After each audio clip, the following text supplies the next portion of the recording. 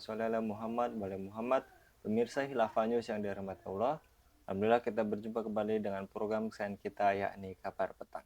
Kita akan membahas tema-tema terkini dengan narasumber yang terpercaya, tentunya dari sudut pandang Islam. Inilah Kabar Petang selengkapnya.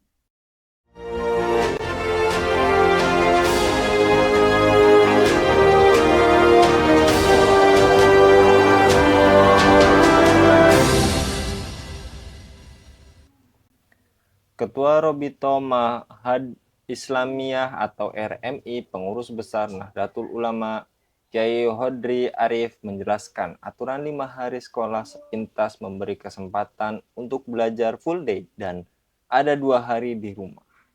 Aturan ini tampak tidak punya dampak negatif, tetapi karena full day selama 5 hari maka tidak menyisakan waktu untuk belajar di madrasah diniyah yang biasanya dilaksanakan pada sore hari.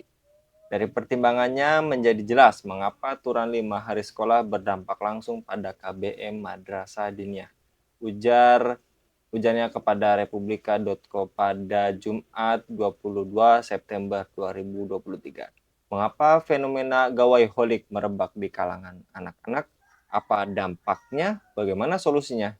Untuk pembahasnya kami terhubung dengan seorang praktisi pendidikan dan pemerhati remaja, Bung Rizky Nafis. Kita sapa terlebih dahulu. Assalamualaikum warahmatullahi wabarakatuh, Bung Rizky Nafis. Waalaikumsalam warahmatullahi wabarakatuh. Bagaimana kabarnya, Bung Rizky? Alhamdulillah sehat.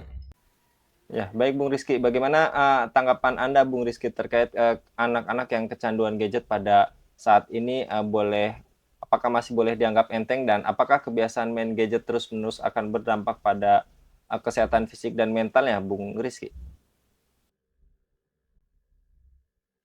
Iya, jadi saya rasa sekarang ini semakin marak ya anak-anak kita yang kecanduan gadget, sehingga mereka itu tidak bisa dari gadget. Nah ini tentu saja kalau istilah kecanduan itu pasti dampaknya adalah negatif. Negatif yang pertama bisa dari segi fisik ya. Bagaimana kita ketahui bahwa gadget itu apakah itu handphone ataupun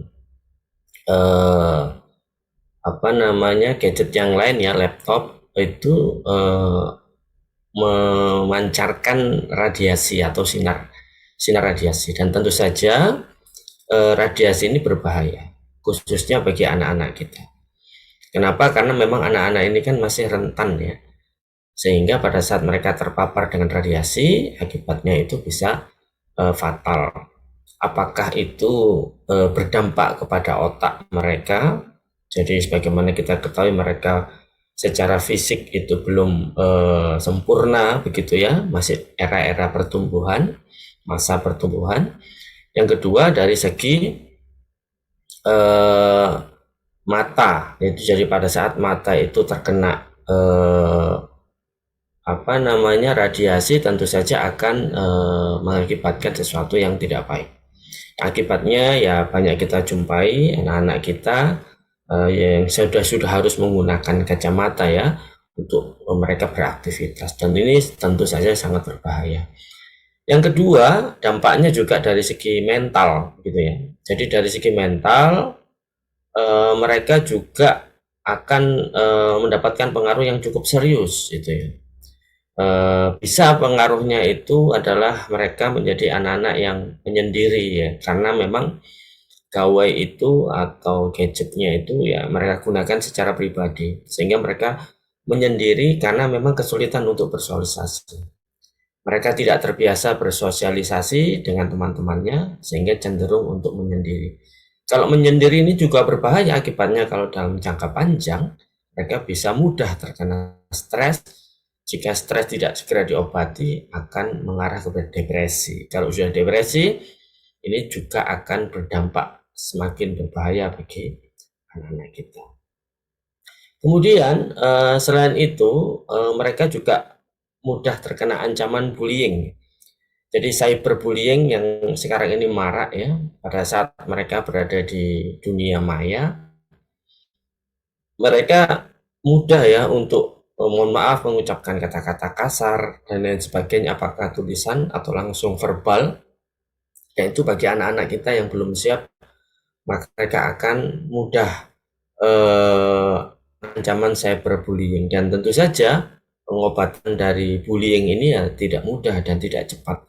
Butuh waktu, butuh proses mengembalikan kepercayaan diri mereka sehingga mereka bisa beraktivitas sebagaimana sebelumnya.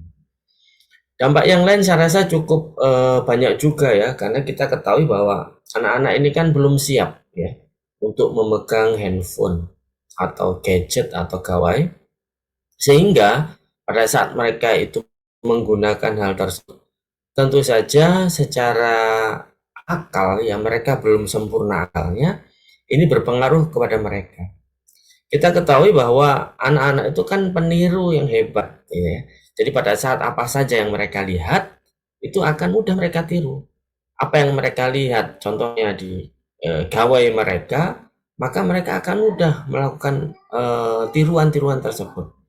Kalau yang mereka lihat itu sesuatu yang positif, tentu ini baik bagi kita. Namun, sebagaimana kita ketahui, kurangnya filter sehingga kebanyakan informasi ataupun yang masuk ke dalam gadget itu atau gawai tersebut justru adalah negatif dan akibatnya bisa fatal, dan ini tentu saja sangat mengganggu anak-anak kita.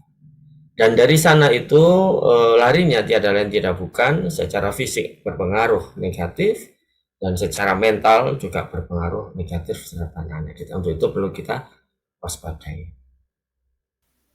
Baik, Bung Rizky, yang juga tadi Anda kan sempat menyinggung terkadang minimnya pengawasan, terutama khususnya pengawasan orang tua pun minim gitu ya, Bung Rizky. Jadi kemudian apakah minimnya membuat anak itu jadi tak terkendali? Lalu bagaimana tips dan solusi untuk mengatasi anak yang kecanduan main handphone atau gadget yang sejenisnya, Bung Rizky?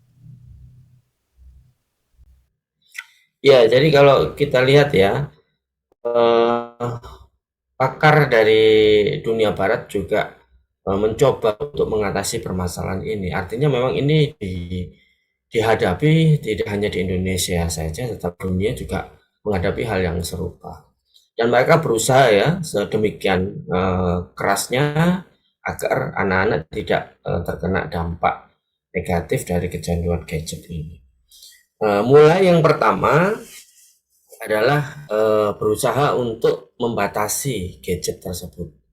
Ya, bagaimana mereka penggunaannya, tentu saja setiap hari ada pembatasan sehingga mereka tidak dibiarkan bebas menggunakan gawai. Kemudian yang kedua, bisa juga mereka melakukan pendampingan orang tua. Jadi anak-anak kita pada saat mereka menggunakan gawai, kita didampingi oleh orang tua. Sehingga pada saat ya dalam gawai tersebut menyampaikan ya informasi-informasi yang tidak baik, tentu saja ini bisa diluruskan oleh orang tua. Dan yang ketiga, ya memang mau tidak mau adalah mengalihkan mereka tidak hanya bermain gawai saja, tetapi mereka dialihkan dengan permainan-permainan yang bersifat fisik atau bersosialisasi dengan masyarakat. Dan tentu saja ini semua diupayakan ya agar anak-anak kita ya terbebas dari kecanduan gadget. Namun juga perlu kita ingat bahwa kalau kita melihat solusi-solusi tersebut ternyata ya mau tidak mau hanya melibatkan satu orang saja begitu ya. Artinya hanya melibatkan dari segi orang tua saja. Padahal kalau kita berkaca kepada Islam, semestinya ada tiga peran yang semestinya diambil. Peran yang pertama adalah peran keluarga. Yang kedua, peran dari masyarakat. Yang ketiga, peran dari negara. Saya rasa pembatasan gadget, kemudian pendampingan anak itu dilakukan oleh orang tua. Karena mau tidak mau anak-anak itu memang dalam pengasuhan orang tua. Nah, hanya saja dengan keadaan kita yang sekarang ini ya, saya ambil contoh ya, angka perceraian di Indonesia itu 1 tahunnya 500.000. tentu saja angka ini semakin meningkat, tidak berkurang. Jika kemudian angka perceraian di Indonesia itu cukup tinggi, lantas tentu saja jangankan anak-anak itu ya, anak-anak mereka didampingi oleh orang tua. Orang tua membina keluarga saja kesulitan. Tentu saja ini juga berdampak kepada anak-anak. Artinya memang keluarga itu akhirnya menjadi benteng satu-satunya. Dan ini akan terasa berat karena tidak ada yang membantu. Maka sebenarnya dari segi keluarga, apabila memang sudah memberikan pemahaman yang benar, ya ada pembatasan anak, kesadaran orang tua bahwa anak rewel itu tidak langsung diberi HP ya, tetapi orang tua bersabar untuk menyelesaikan permasalahannya. Kemudian anak-anak bermain juga sama ya, didampingi orang tua. Sementara orang tuanya sibuk bekerja. Bagaimana orang tua bisa mendampingi anak-anak? Maka mau tidak mau kembali lagi handphone atau gawai itu nanti yang dijadikan teman mereka. Akibatnya apa? Kembali lagi terjadi masalah. Nah, lantas sebenarnya selain dari peran orang tua, di dalam Islam juga harus ada peran masyarakat. Nah, peran masyarakat ini salah satunya juga adanya sekolah gitu ya. Nah, pada saat ada sekolah maupun keluarga yang bekerja sama, ya insya Allah itu akan lebih memudahkan orang tua untuk pengawasan. Walaupun memang tidak bisa dilepas orang tua. Jadi orang tua juga ikut mendampingi, mengawasi, membatasi. Dari pihak sekolah juga sama. Sehingga pada saat mereka itu berinteraksi di sekolah maupun di keluarga itu punya satu kesamaan, yaitu pembatasan di bidang gawai itu. Nah, ketika masyarakat secara umum mereka lepas dari sekolah, anak-anak kita lepas dari keluarga, mereka bermain dengan masyarakat. Jika di masyarakat juga tidak difahamkan tentang pentingnya gawai dan penggunaan gawai dengan benar, maka jika masyarakat abai, maka akan semakin memberatkan. Anak mudah untuk terpengaruh oleh gawai. Padahal di sekolah sudah diberikan pemahaman yang benar, mungkin di TPQ, atau lembaga-lembaga pengajian yang lain, anak-anak sudah berusaha untuk dialih dari gawai dan diberikan pemahaman. Kemudian di rumah juga sama, namun yang ketiga ada faktor masyarakat. Nah, di mana pada saat mereka berada di tengah masyarakat, mereka butuh pengawasan.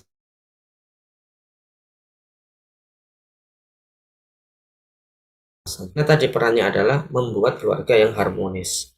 Bagaimana caranya? Dengan memberikan pemahaman yang baik kepada orang tua bagaimana penggunaan gadget. Ya. Kemudian tidak dibiarkan sedemikian rupa. Itu harus dilakukan oleh negara agar anak-anak kita tidak mudah mendapatkan hal yang negatif. Tentu saja karena anak kita masih belum dewasa, mereka belum bisa membedakan baik dan buruk. Dan secara otak mereka belum bisa membedakan dunia nyata dan dunia maya. Dan ini berbahaya. Salah satu penyakit bisa anak kita terkena bipolar. Bisa juga terkena split personality, kepribadian ganda. Saat di depan di depan guru mereka baik, saat di luar dari guru dan orang tua mereka bertindak yang jahat atau menyimpang.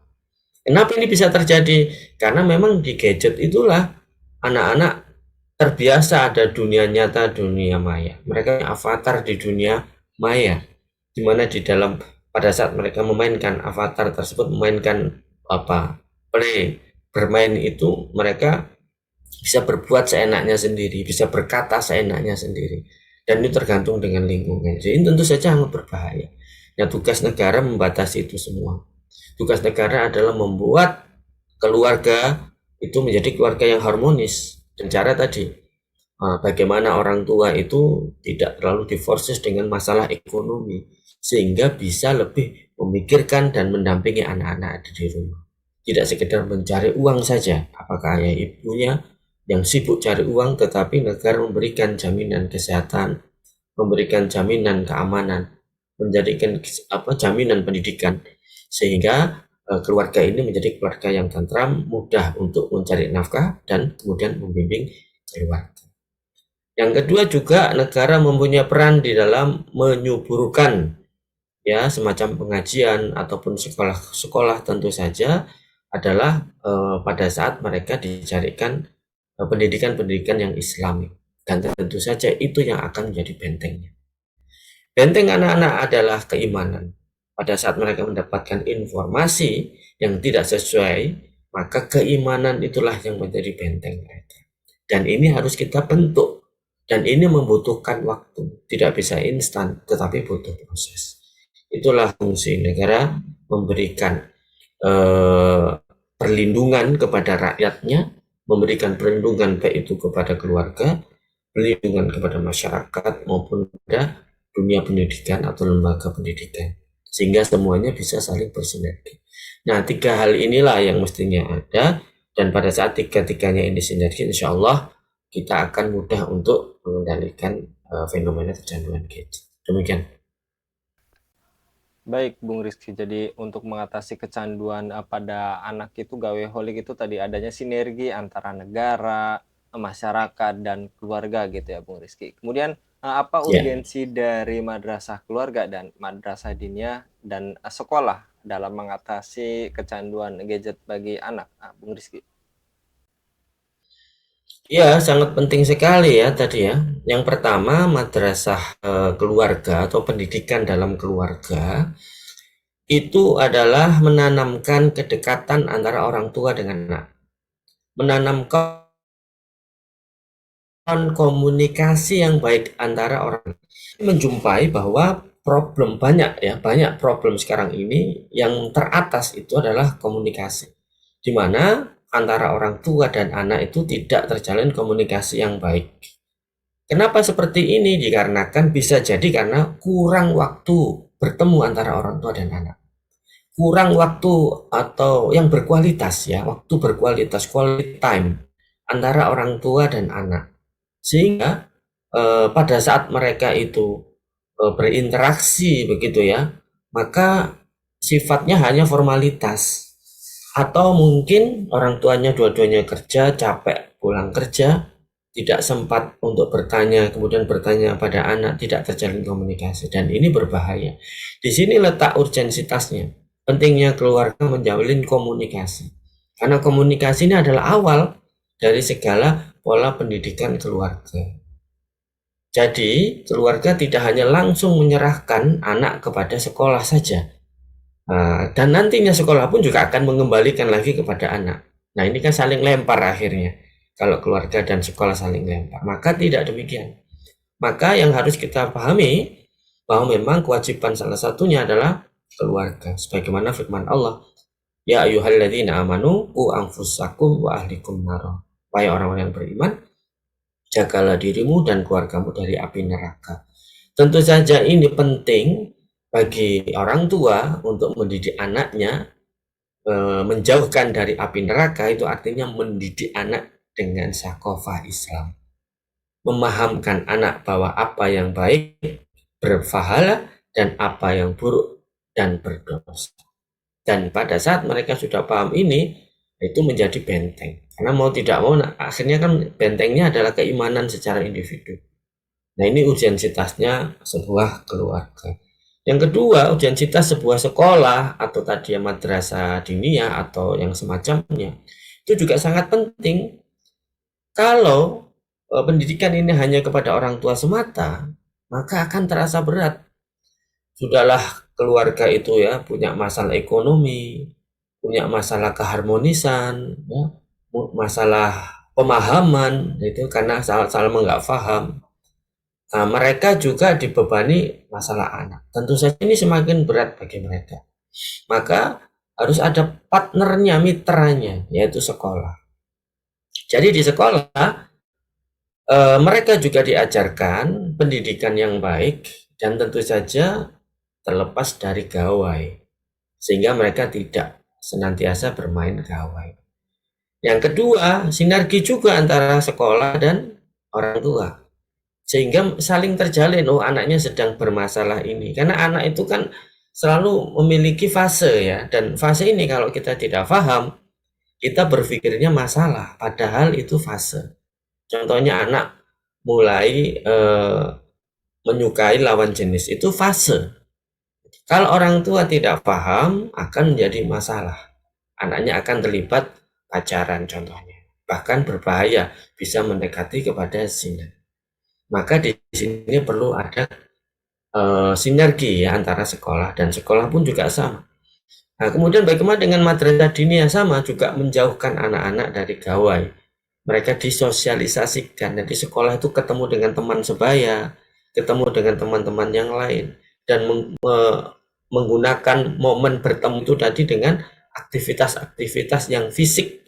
Itu ya, contohnya bergerak, berlari, bermain, itu aktivitas fisik. Tentu saja ini sangat penting bagi anak-anak kita. Istilah sekarang itu kan mager ya, malas gerak. Tetapi kalau mereka itu sudah dibiasakan itu aktivitas fisik gitu ya, mereka akan terbiasa untuk bergerak. Dan tentu saja tadi urgensitasnya seperti itu. Dan urgensitas baik itu dari lembaga pendidikan, madrasah diniyah, sekolah maupun keluarga itu sangat-sangat penting, dan tentu saja semuanya harus dalam cover atau lindungan dari negara yang saling bersinergi satu sama lain. Demikian. Baik, Bung Rizky. Kemudian terakhir juga tadi Anda sudah sedikit singgung terkait pentingnya keimanan untuk memfilter anak-anak dari kecanduan gawai ini. Dan kemudian bagaimana solusi agar konten-konten yang dipenuhi pada gadget anak-anak ini konten yang membantu agar suasana keimanan di tengah-tengah umat ini terbentuk?